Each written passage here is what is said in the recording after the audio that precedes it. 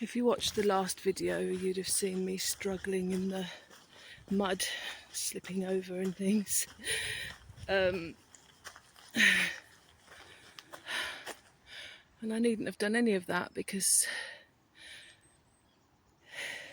it escaped my mind that there's actually a footpath all the way, well, most of the way to the tree that we've been following today.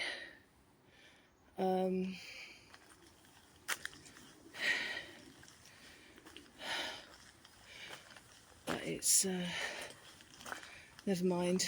I quite enjoy getting muddy.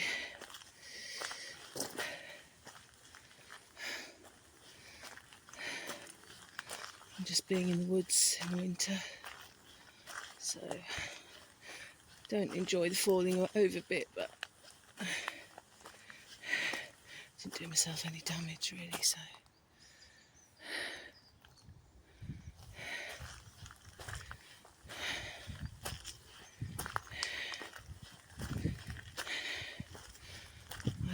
Because I came out just aiming to go literally 5 minutes down the road. I didn't bring any water out with me or anything. I wish I had some now.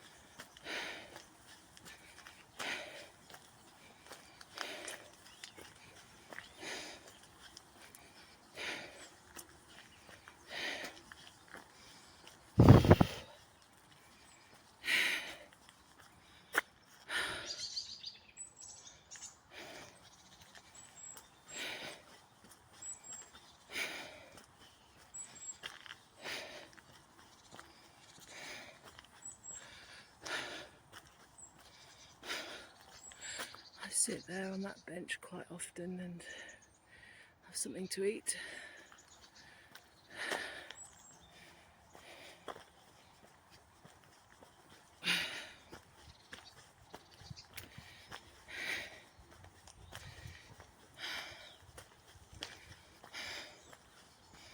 I have to go back the way I came.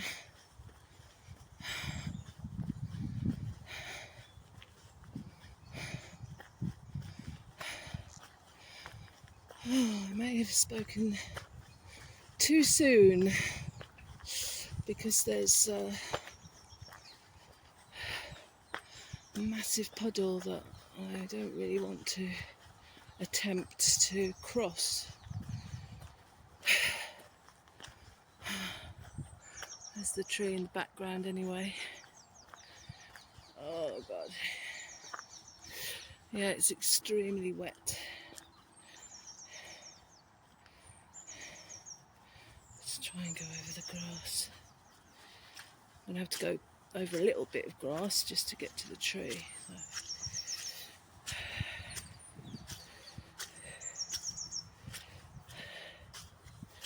Oh, that was fairly painless.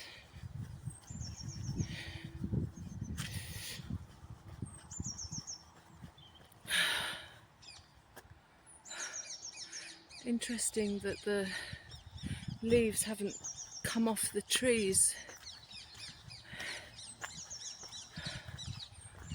In the understory, that's what they call it, the kind of the medium-sized trees in the woods, and a lot of the leaves are still clinging on there.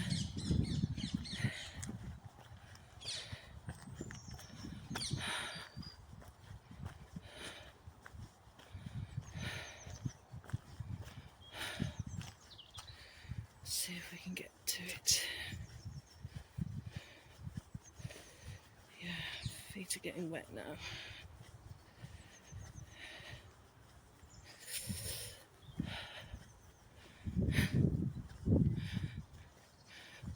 Well, looking at the tree today kind of reminds me of an ice cream drizzled in,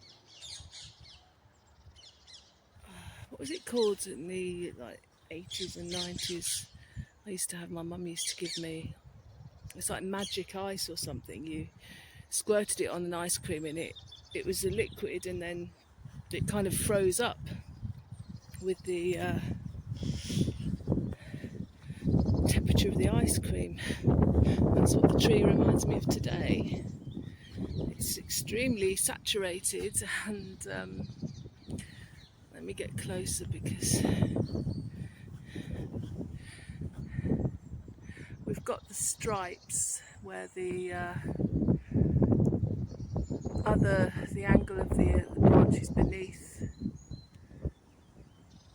the dry bit sort of protects it from the rain, hence quite a little stripy.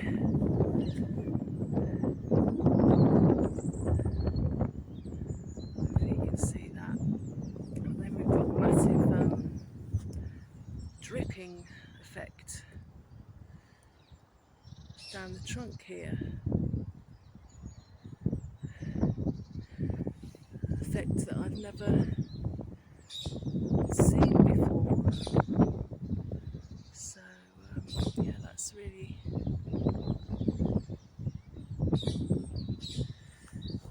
lovely to see. Good morning, tree.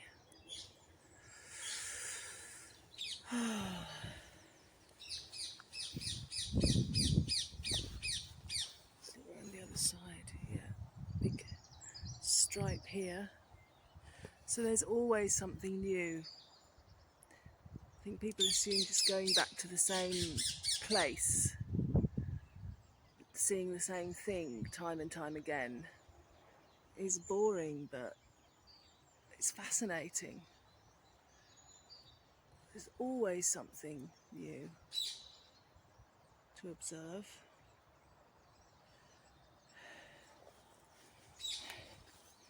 And it's just nice to check in with the tree.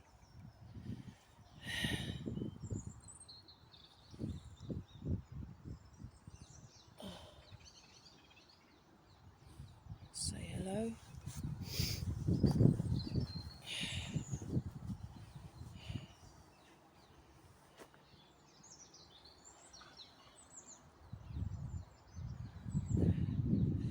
Yeah, this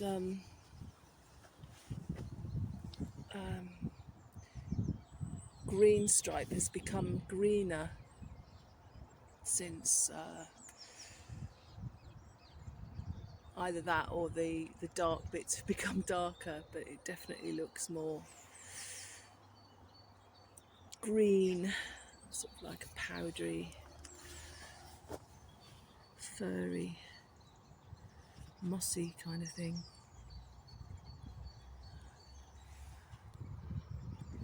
Yeah, it's gorgeous.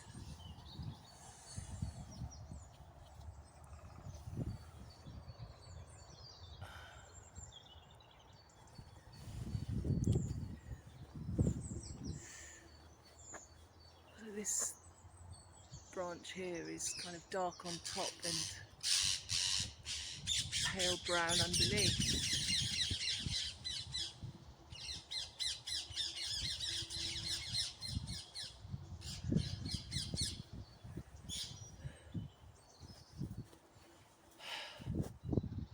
And I'm not sure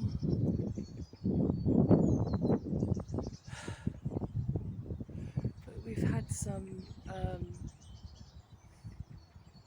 I think we've had some more branches fall. I can see, I don't know, here that branch has fallen and it's kind of balancing on this thicker branch here.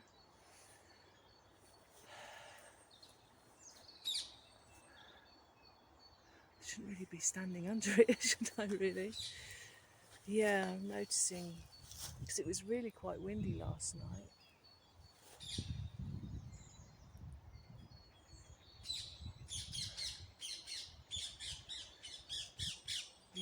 I'm going to make a bit of a swift exit actually.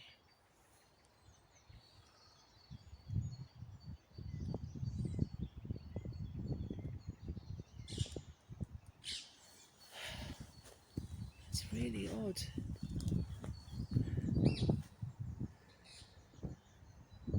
Can you see this branch here? It's sort of clinging on here. You can't see it clearly, but it kind of, there's a fork in the branch, and one branch kind of goes over the top of a thicker branch, and then the other fork goes underneath the branch, and it's kind of clinging on that way. So there's definitely been some movement, because I've never noticed that before. There's even some little dead oak leaves hanging on there. Right, let's just have a look around the other side.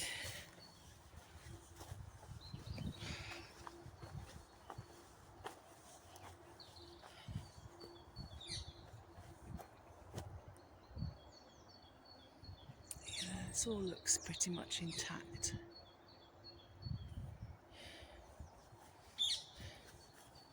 You can see at some stage this one's broken off. And that last year was a nest for the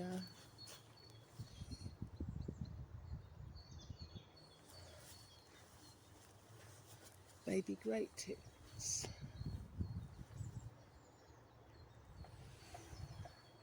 I'm getting mixed up here. That was that nest for the great tits. And others are drays for the squirrels. Yeah, well, that was nice to visit.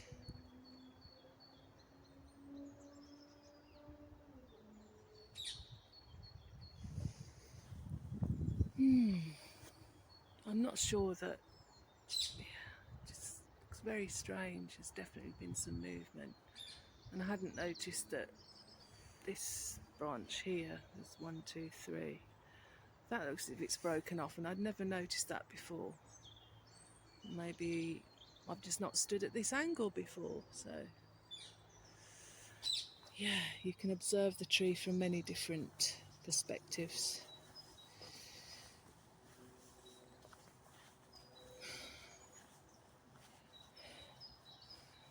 So I'm going to walk back the way I came, so I won't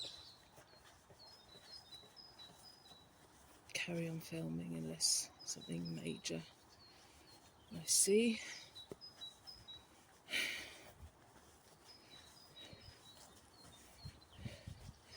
The morning's going to be over by the time I get home, but I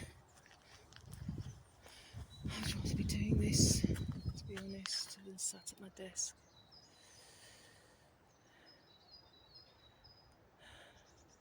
So bye, lovely tree, lovely to see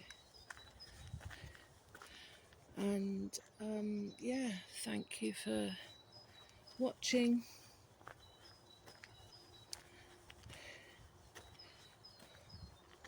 And see you again soon. Bye. I think I've just remembered the name of that chocolate sauce. I think it's called Ice Magic, but I will I'll look it up when I get home. The sauce that you squirt over ice cream. That's what I meant.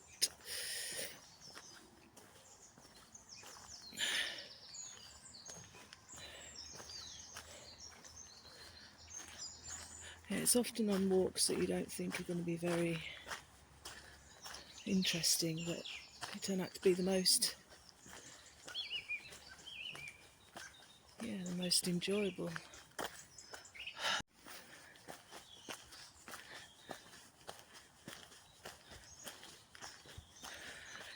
I've just seen the guy that I didn't want to bump into.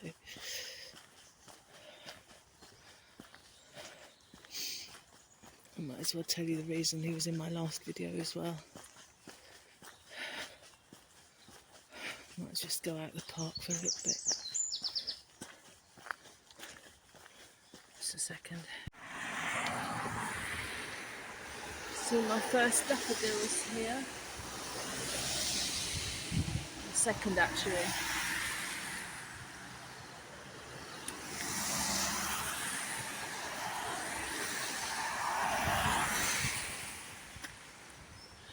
We might as well go over the hill and... Oh no, I can't go that way.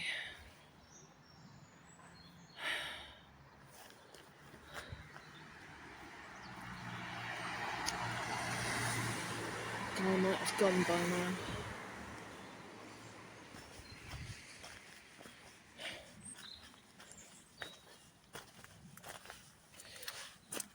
Please pick up my poo.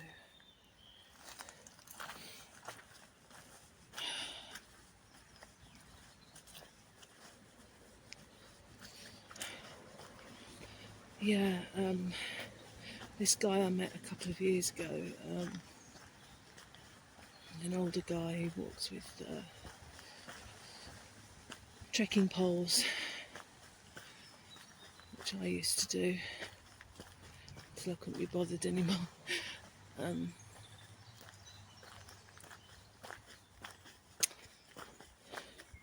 Yeah, I got chatting to him, and he likes classical music apparently. He listens to Classic FM, and happened to tell him that I was am a musician, and got to talking about what I'd done.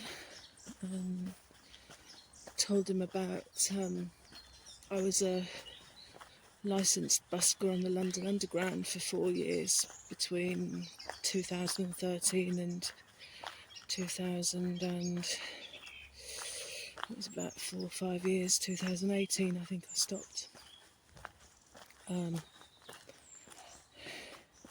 Yeah, it was an experience. I earned a lot of money doing it and led to a lot of gigs, and it was a different environment to play in. Would never do it now. Before I stopped doing that, cash payments sort of went out of fashion. And it would have meant having to get cashless payments, and I couldn't see how that was going to work at the time. Also, there was a couple of violent incidents with drunk people that I was a witness to. And when you feel your life is kind of in danger, I think that's the time to stop. And it was getting very hot down in the underground over the summer. Yeah, it was just, I think you know when it's time to stop these things.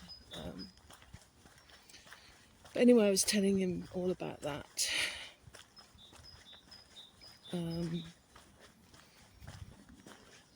all he did was God,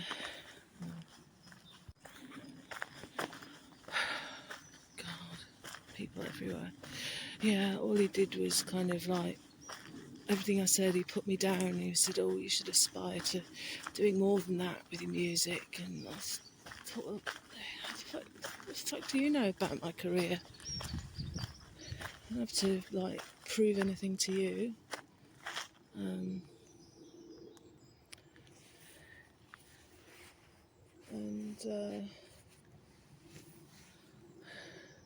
Yeah, you know, you should really aim higher than busking. Busking's been a big part of my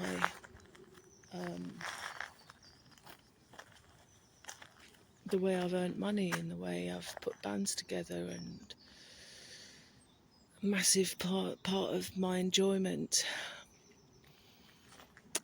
you know, both here and in Europe.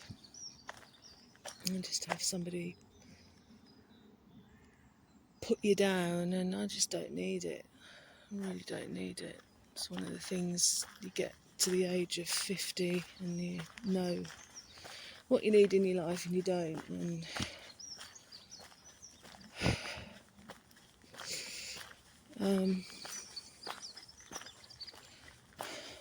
just don't want to talk to people like that anymore.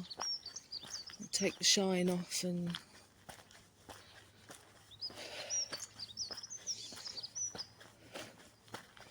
yeah, so I just avoid him.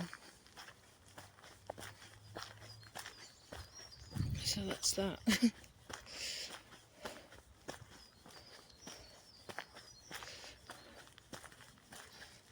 I've written a book, actually, an e-book about my experiences as a busker on the London Underground. I was like, played multiple instruments.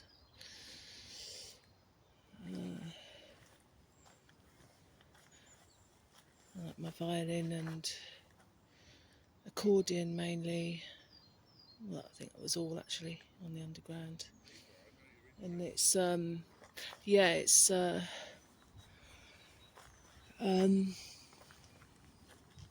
Diaries of a Multi-Instrumentalist. It's on, I forget the full title.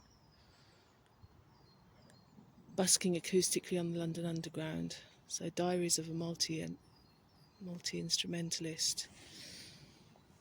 Yeah, busking acoustically on the London Underground. You can find it on Amazon.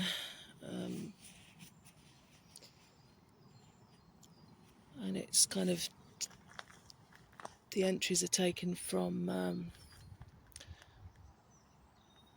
a very successful blog I used to write about my busking sessions. So that's that if you're interested.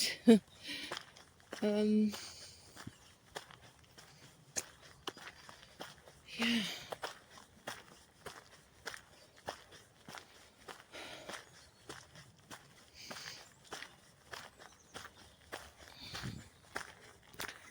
Anyway, there's a guy up ahead keeps stopping and starting with his dog. So I'm going to turn off the camera now. Okay. Bye.